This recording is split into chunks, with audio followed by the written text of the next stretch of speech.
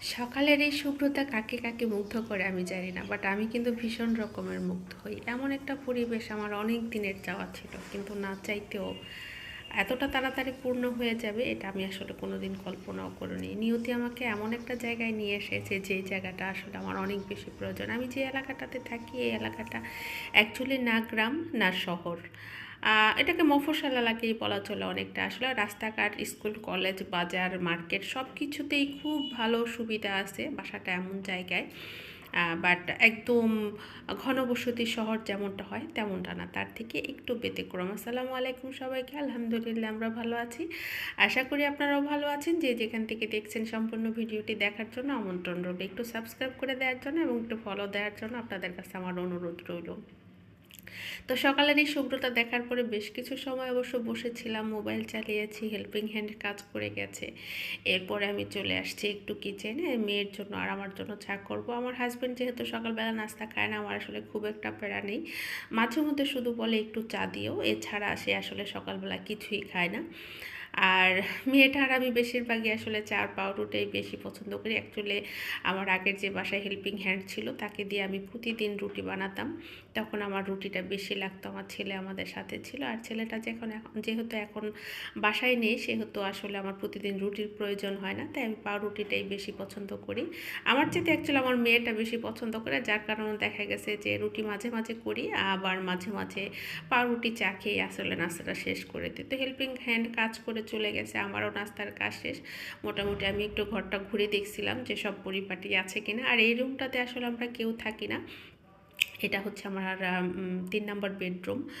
এই রুমটাতে আসলে থাকার উদ্দেশ্যে করা না। এই রুমটা যেহেতু আমি অনলাইন বিজনেস করি, আমার ইচ্ছা সমস্ত অনলাইন প্রোডাক্টগুলি আমি এখানে রাখবো। এতদিন 2 বেডের বাসা ছিল, যে কারণে আমার এই প্রোডাক্টগুলি রাখতে ভীষণ প্রবলেম হচ্ছিল। তো এখন যেহেতু 3 বেড, আর আসলে আমরা ফ্যামিলিতে সদস্য সংখ্যা খুব বেশি না, আমার একটা ছেলে একটা মেয়ে, আর আমরা হাজব্যান্ড ওয়াইফ। আর ছেলেটা পড়াশোনার প্রয়োজনে এখন আসলে ও আমাদের সাথে থাকছে না, ওর ফুপির সাথে আছে। আর শুধু মেয়েটা নিয়ে আমরা বাসায় আছি। আপনাদের সাথে একটা কিচেন টিপ শেয়ার করি আজকে। সেটা হচ্ছে এই যে পেঁয়াজগুলো আমি খুব সহজে ছিলে ফেলতেছি, এটার কিন্তু একটা টেকনিক আছে। যাদের চোখ জ্বালা করে তারা আমার এই টেকনিকটা ফলো করতে পারেন।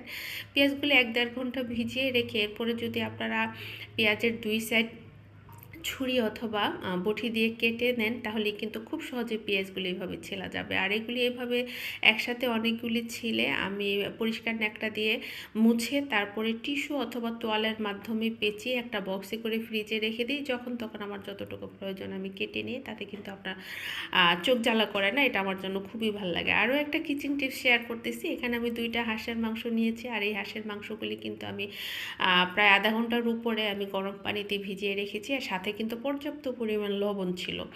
লবণ মেখে গরম পানি ঢেলে যদি আপনি আধা ঘন্টা বা 40 মিনিট হাঁসের মাংসটা রেখে দেন, তাহলে দেখবেন হাঁসের মাংসের যে একটা গন্ধ, সেটা কিন্তু থাকবে না।